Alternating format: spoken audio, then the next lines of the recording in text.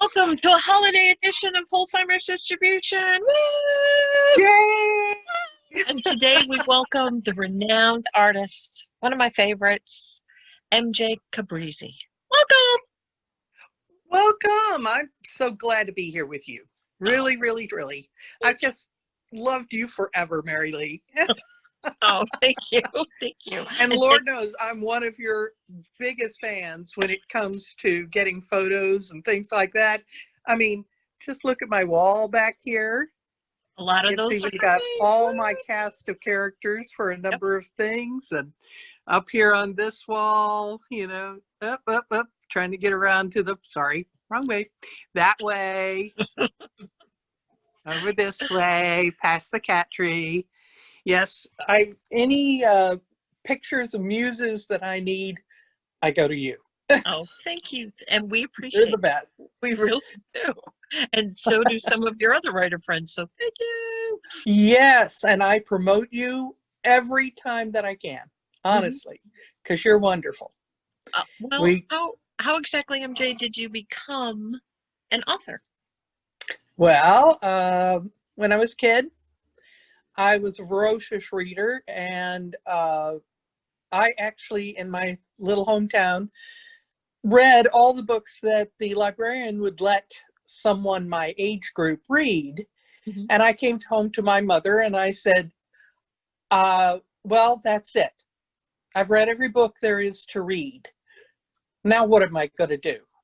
And my mom, being the wise old sage she is, she goes, well, then why don't you write something?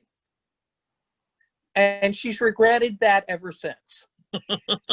So I really got into it probably in the early 80s. And I was starting getting into romance fiction. Then I moved on to, got in with this really wild bunch of people who did fan fiction. And I hit on slash fiction, KS, which is from way back. Yes, naughty me. And I started writing quite a bit of that through the 80s into the 90s. Even now, from time to time, I am putting pieces on, I'm putting pieces on AO3 and just really enjoying myself doing that. But that's kind of secondary to the things that I'm doing now, which I'm writing Mhm. male, gay romances and mysteries and thrillers, and just really having a great time doing it. And it's been a banner writer year for you. Haven't you put out 8 books? Eight books. Yeah, by the end of the year, it's going to be 8. Um, I started out last November putting out the first Warrior's Way book, which was the Coulter Woodard mystery, and uh, just had so many ideas. And I knew I wanted to do a trilogy with those 3 books. And let me see here. I think I can show you those. Hang on. Let In me motion, in tap my motion. little thing and it'll make me flip around. There's my boys. Oh, look at that. Yep. And then I also did a trilogy for the Songs of Love. There are 3 stories in that one. Plug myself. They're all available on Amazon. And we'll put a link below so that you can find them. So No problem. And then so that's 6 of them there. Number 7 has just come out November 24th, oh wow. Okay. which is, let me see here, the, I call it the White Picket Fence series of stories, the WPF, which is an idea in romance that everybody's sort of looking for the white picket fence, where you find the perfect person, you fall madly in love, you end up with the house, the kids, the whole 9 yards, and it's a happily ever after. Oh, the And fairy tale. it's a fairy tale, but my characters, unlike a lot of them, are not all sunshine and roses. They tend to have a lot of angst. They have to go through a lot of trial to be able to get to where they want to be in the end. And the eighth story this year is going to be on BookBub, which is a review site. And every now and then they will put a freebie in there, and it's sort of a promotional freebie. Kind of people can join BookBub and they can get your work for free. It'll be a novella. So it's called Thawing the Iceman. They wanted sort of a kind of a winter theme to it. Oh, wow. And That makes sense. I took this story from a script that I wrote many years ago and converted it, to this particular genre. And I think people are really going to like it. I really do. When will that one be available? That one will probably be, I don't have a date yet, but it'll be sometime in January. Okay, something to look forward to.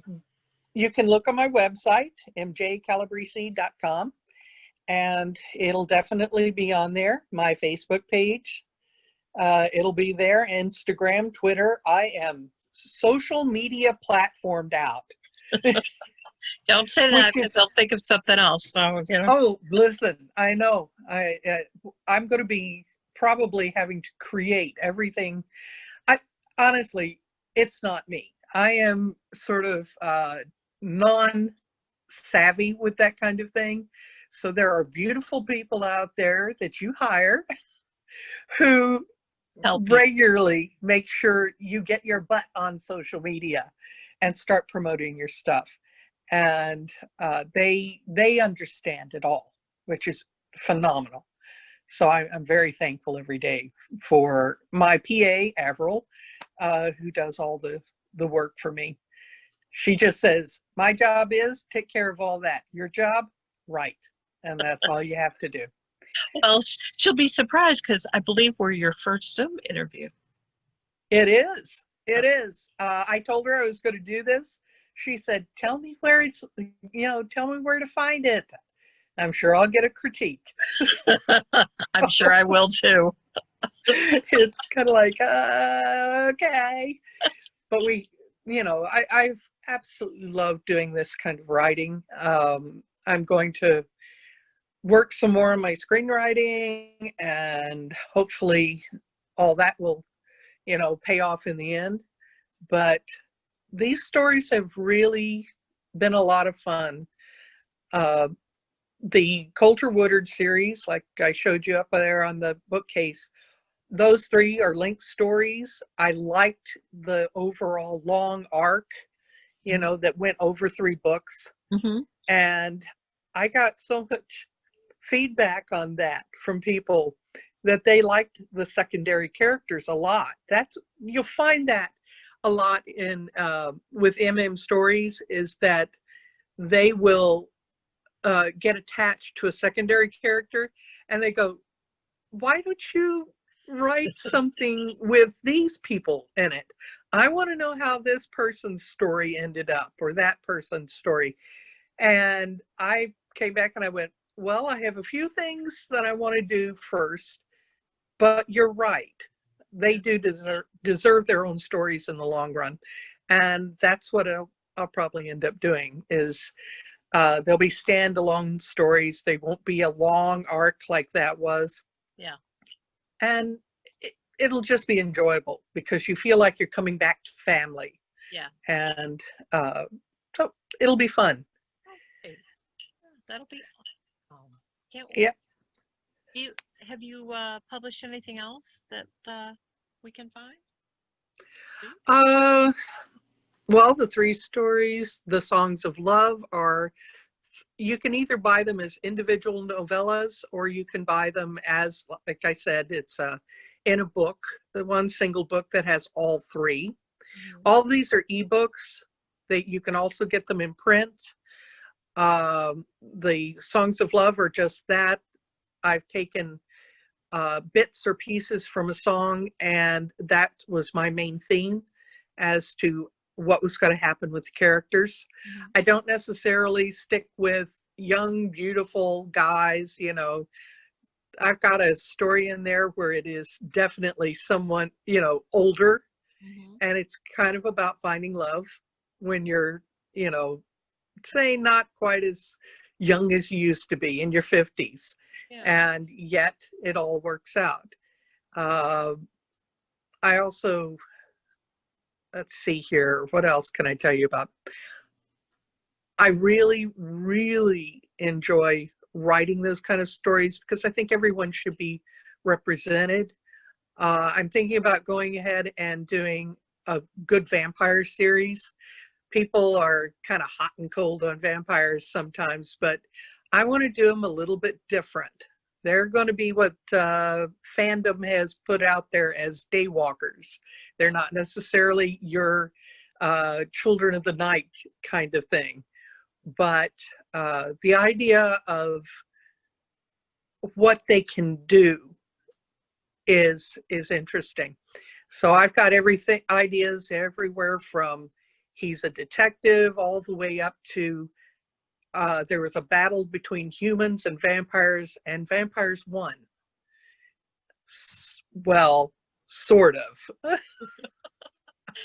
Oh, wow. Okay. So that's going to be so much fun. I love creating new things and talking to other writers, getting ideas. That kind of stuff is just, to me, what life's all about, and having a good time doing it. Well, hopefully some point when we get back to being able to see each other, people can meet you at the romance convention. Yeah, there's going to be one in next October in St. Louis. Uh, Sometime like around the 15th to the 19th or something like that of October. And me and my brethren, other writers, some much better than me, are going to be there, and we'll be showing off our wares. And it's always a lot of fun because people who like this sort of thing, you can go, you can be a pervert for a few days, you can talk about this stuff and nobody thinks you're weird because everybody there is into it. And that's so much. I got that kind of camaraderie when KS first started, Yeah. which is the Kirk Spock slash. And people, women especially, would meet up and we would, just talk about it, but for once you could talk about sex and enjoy yourself. And nobody looked at you funny because we accepted everyone. And that's the same way with writing. The vast majority of people who are writing it are women who are writing for women, even though it's about gay sex and gay relationships. And the gay men who are authors, kind of smile indulgently, and they know what we want. And they're very, very good, as a rule, about giving it to us, which is kind of weird that straight men don't know what we want, but gay men sure do, you know. But yes, I mean, GRL, which is Gay Romance Literature, their convention, you can find the site on the web, GRL, and it will come up. And they will, this last year, unfortunately, because of COVID, they had to cancel. And next year, and I have it in the same place, St. Louis, Missouri, right in the middle of the country. And so it should be pretty easy for people to get there. And the more, the merrier. It is an awful lot, a lot of fun, a lot of fun. Yeah, I can't wait. Yeah, yeah. They are talking about doing some other things too, but so far in the time of COVID, everything's been kind of put on hold. And I'm hoping that this genre will become even more popular. I'm sure with COVID, it's become quite popular.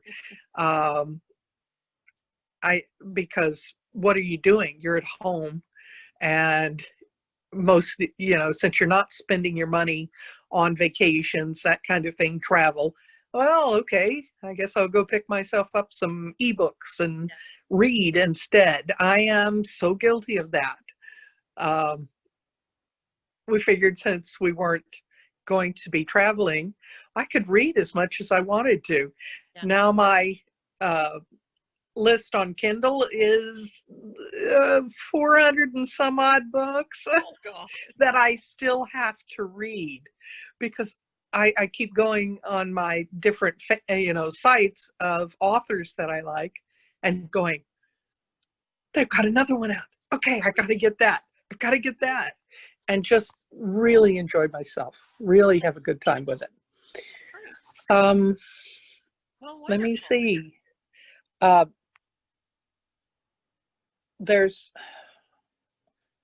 don't think there's anything happening on the West Coast, is there? No, not for a while. We're kind of on, they're calling it voluntary lockdown, which means we're on lockdown. Yeah. It's okay. You guys are. I mean, I'm kind of out in North Carolina now, up in the mountains, and after living most of my life in and around Los Angeles, I was born out in Palm Springs, so Southern California has been, my place. But as you notice by the gray hair, it is not something that is trendy that a lot of the young people are doing, who are actually making their hair gray. I don't know why. I like your color. But we decided, this would be a great place. It's kind of the last bastion of hippies who, it's a small corner of North Carolina that is very liberal and very welcoming. And my wife and I decided, yep, that's where we're going. Place to be. Very affordable. Yeah. Well, thank you. And thank you for your time today. I really appreciate it. And as always, if you want any more information, we will link all the sites below in the description. And if you could subscribe or hit that like button, that'd be great. Thank you. Thank you, MJ, for spending time with us today. Well, thank you so much, Mary Lee, for inviting me. All right. Bye-bye.